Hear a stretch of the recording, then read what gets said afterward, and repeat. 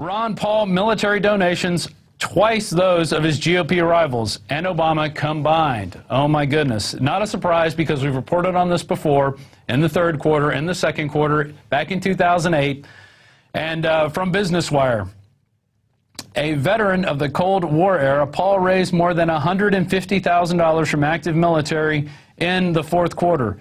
This comes after Congressmen outraised all GOP candidates, including all GOPers combined, and President Obama.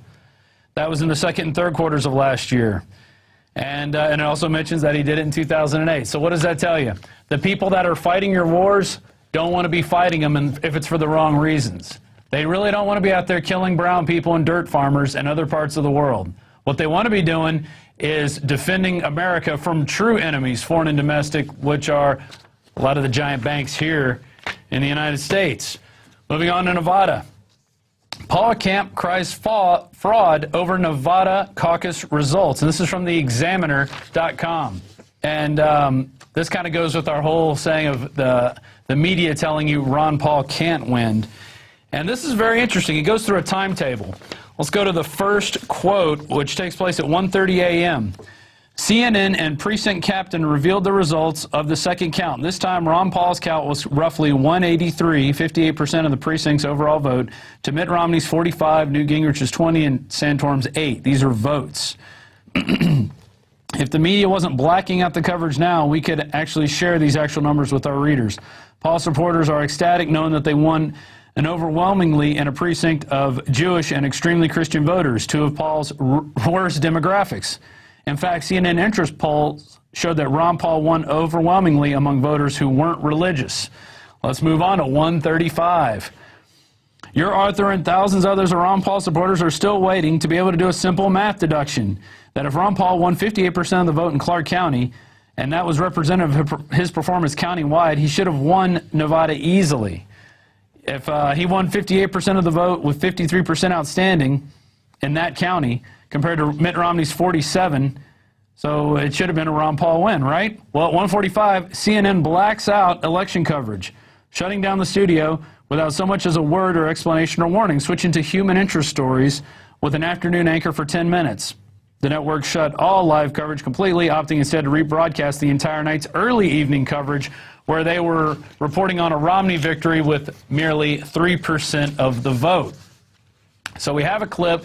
Somebody shot this off YouTube, and this is basically the results of that particular caucus, which, of course, is not indicative of the rest of Nevada because those people completely didn't vote the way these people did. Here's the results. Be out.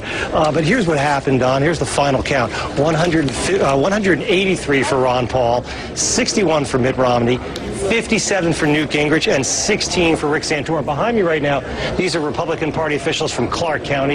You can see the votes are right over there, right above those boxes. They're going to take them downtown to the party HQ, and they're going to be added to the county totals, and then, of course, they'll be added to the totals for the state.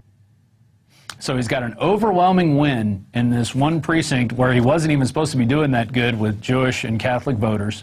Yet the rest of Nevada magically votes for Mitt Romney. So old Mittens wins. And here's another interesting thing we found on a Facebook post. We'll go to this graph.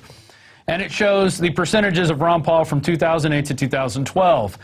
He's got a 120% increase in Iowa, a 210% increase in New Hampshire, a 385% increase in South Carolina, an 86% increase in Florida. Oh, in Nevada, only a 1.4% increase. And this is a place where, if you remember back in 2008, they actually shut down the primary because there were so many Ron Paul supporters there, and they were wanting to vote Ron Paul in. They were wanting to give him the delegates, even though I think technically Mittens won the caucus, but Ron Paul had his people in. They went through the process, and then it gets to the end, and the Republican establishment just shut it down. I think we have an article here over on the big screen. So here we are back in 2008. Ron Paul backers outmaneuver Nevada GOP establishment. Outmaneuvered by raucous Ron Paul supporters, Nevada Republican Party leaders shut down their weekend state convention. And so then they went ahead and what they did was have it in a secret area and then gave it the vote to Mittens Romney. So that's the kind of stuff that's going to keep happening to Ron Paul over and over again as we go through. Now they're kind of predicting that Santorum is going to somehow win in Minnesota. Yeah, right. If you believe that, I got a bridge to nowhere in Alaska to sell.